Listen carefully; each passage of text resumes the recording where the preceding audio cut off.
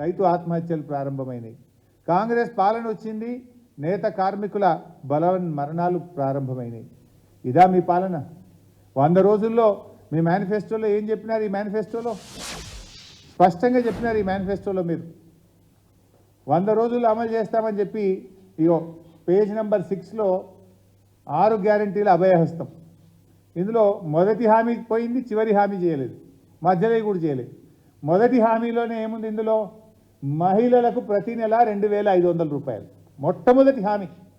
100 రోజుల్లో మేము అమలు చేస్తామని చెప్పిన 6 గ్యారంటీల్లో మొదటి హామీ మహిళలకు ప్రతి నెల 2500 ఇచ్చిండ్రా? ఏ మొహం పెట్టుకుని రేపు పార్లమెంట్ ఎన్నికల్లో ఓట్లాడుతారు మీరు? ఇందులో చివరి హామీ ప్రతి నెల 4000 రూపాయలు ఆసరా పెన్షన్ అందిస్తాం. ఈ రాష్ట్రంలో వృద్ధులు, వితంతువులు, వికలాంగులు, చేనేత కార్మికులు, గీత కార్మికులు, ఎయిడ్స్ పేషెంట్లు, డయాలసిస్ పేషెంట్లు దాదాపు 42 లక్షల మంది ఉంటారు. వాళ్ళందరినీ మీరు మోసం చేసింది కదా. మీరే చెప్పింది కదా, అవ్వా డిసెంబర్ నెల నుంచి నీకు 4000 పెన్షన్ రాబోతుందండి. డిసెంబరు బాయే 100 రోజుల్లో అమలు చేస్తామని బాండ్ పేపర్ల మీద మేనిఫెస్టోల్లో అందంగా ముద్రించి ఓట్లేయించుకున్నారు. పోనీ 4000 పెన్షన్ 100 రోజులు నేటితో పూర్తయింది, ఈ రోజుకు అమలు కాలేదు. మేము ఆ రోజుల్లో అసెంబ్లీలో అడిగితే తొందరపడుతున్నారన్నారు. మేమేం తొందరపడలే కదా. ఇప్పుడు మీరన్న 100 రోజుల్లో చెయ్యకుండా ఈ రాష్ట్ర ప్రజల్ని కాంగ్రెస్ పార్టీ మోసం చేసింది అని చెప్పి ఇవాళ ప్రధాన ప్రతిపక్షంగా మేము ఎత్తి చూపడం మా బాధ్యత. రైతుల విషయంలో ఏ ఒక్క హామీ అమలు చేయలేదు. వీళ్ళు ఏం రాసిండ్రు రైతులకు? ఇందులో రెండవది, మొదటిదేమో 2500 మోసం, రెండవది రైతు భరోసా పేరిట 3 హామీలు ఇచ్చారు రైతులకు. రైతులకు, కౌలు రైతులకు ఎకరానికి 15,000 రూపాయలు ఇస్తాం, ఇచ్చిండ్రా? మోసం. వ్యవసాయ కూలీలకు 12,000 ఇస్తాం, ఇచ్చారా? దగా. వరి పంటకు క్వింటాలకు 500 రూపాయల బోనస్, ఇచ్చిండ్రా? మోసం. రైతులకు ఇచ్చిన ఏ ఒక్క హామీ అమలు చేయకుండా ఈ రాష్ట్ర రైతాంగాన్ని నట్టేట ముంచింది కాంగ్రెస్ పార్టీ. పైగా ఇవాళ కరువు వచ్చింది. ఈ కరువు నిజంగా కాలం తెచ్చిన కరువు కాదు, కాంగ్రెస్ పార్టీ తెచ్చిన కరువు. అంటే ఇవాళ మేనిఫెస్టోలో మీరు ఏవైతే చెప్పినరో ఏ ఒక్కటి కూడా అమలు చేయకుండా ఈ రాష్ట్ర ప్రజలను, ముఖ్యంగా ఈ రాష్ట్రంలో ముఖ్యమైన వాళ్ళు ఎవరు? రైతులు, మహిళలు, నిరుపేదలు, ముగ్గురిని మోసం చేసిండ్రు. రైతులకు ఇచ్చిన ఏ ఒక్క హామీ అమలు చేయలేదు, మహిళలకు ఇస్తామన్న 2500 ఇవ్వలేదు, నిరుపేదలు, పెన్షన్ మీద బతికేటువంటి వృద్ధులు, వితంతువులు, వికలాంగులను కూడా మోసం చేసింది. ప్రధానమైన 3 వర్గాలను కాంగ్రెస్ పార్టీ మోసం చేసింది. ప్రధానమైన హామీలన్నీ అమలు చేయకుండా బాండ్ పేపర్లు పంచి నోటరీలు రాసిచ్చి ఈ రాష్ట్ర ప్రజల్ని మోసం చేసిన కాంగ్రెస్ పార్టీకి తప్పకుండా రాష్ట్ర ప్రజలు గుణపాఠం చెప్తారు.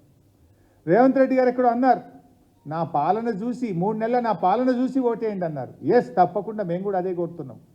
100 రోజుల్లో అమలు చేస్తామన్న హామీలను అమలు చేయకుండా రేవంత్ రెడ్డి గారు, కాంగ్రెస్ ప్రభుత్వం మోసానికి రేపు పార్లమెంట్ ఎన్నికల్లో రాష్ట్ర ప్రజలు తీర్పునియాలని మేము కూడా కోరుతా ఉన్నాం. ఇవాళ మేనిఫెస్టోలో దయచేసి మీరు కూడా ప్రజల ముందు పెట్టండి, మీడియాను కూడా మేము కోరుతా ఉన్నాం.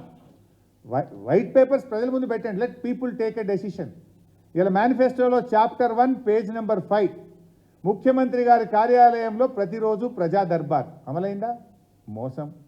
చాప్టర్ 3 పేజ్ నెంబర్ 7 కాంగ్రెస్ ప్రభుత్వం ఏర్పడిన వెంటనే 2 లక్షల రుణమాఫీ అయిందా? మొండి చేయి చూపింది కాంగ్రెస్. పేజ్ నెంబర్ 17 గొల్ల కుర్మలకు 100 రోజుల్లో 2వ దశ గొర్రెల పంపిణీ, మోసం. పేజ్ నెంబర్ 25 రేషన్ కార్డులలో మేము రాగానే ఇక నుండి సన్న బియ్యం ఇస్తాం, సన్న బియ్యం ఇచ్చిందా ఎవరికన్నా? మోసం. పేజ్ నెంబర్ 26 ప్రభుత్వ ఉద్యోగులకు పెండింగ్లో ఉన్న 3 డిఏలను తక్షణమే చెల్లిస్తాం, తక్షణమే చెల్లిస్తాం. మరి 100 రోజులు నిండినా 3 డిఏల్లో ఒక్క డిఏ కూడా ఇవ్వకపోతుంది. మొన్న ఉద్యోగ ఉపాధ్యాయులతో ముఖ్యమంత్రి గారు స్వయంగా సమావేశం పెట్టి క్యాబినెట్లో మీ డిఏ మీద నిర్ణయం తీసుకుంటామని ఊరిస్తిరి, క్యాబినెట్లో సప్పుడు లేకపోయాయి. ఇవాళ 4 డిఏలు ఉపాధ్యాయ ఉద్యోగులకు పెండింగ్లో ఉన్నాయి. మీ మేనిఫెస్టోలో చెప్పినప్పుడు 3 ఉండే, తర్వాత ఇప్పుడు ఇంకో డిఏ మొన్న కేంద్ర ప్రభుత్వం ఇచ్చింది. అంటే ఇలా ఉపాధ్యాయ ఉద్యోగులను కూడా మేనిఫెస్టోలో చెప్పి ఎన్నికల సమయంలో మాట ఇచ్చి ఉపాధ్యాయ ఉద్యోగులను, ఈ రాష్ట్ర ఉద్యోగులను మోసం చేసింది కాంగ్రెస్ పార్టీ. ఇంకా టైం ఉంది, 100 రోజులు ఇవాళ. రేపు నోటిఫికేషన్ వస్తుందంటున్నారు. మీకు చిత్తశుద్ధి ఉంటే వెంటనే ఉపాధ్యాయ ఉద్యోగులకు 4 డిఏలు విడుదల చేయాలని చెప్పి నేను డిమాండ్ చేస్తా ఉన్నా. దివ్యాంగులకు ఆర్టీసీ బస్సుల్లో ఉచిత ప్రయాణం, పేజ్ నెంబర్ 36.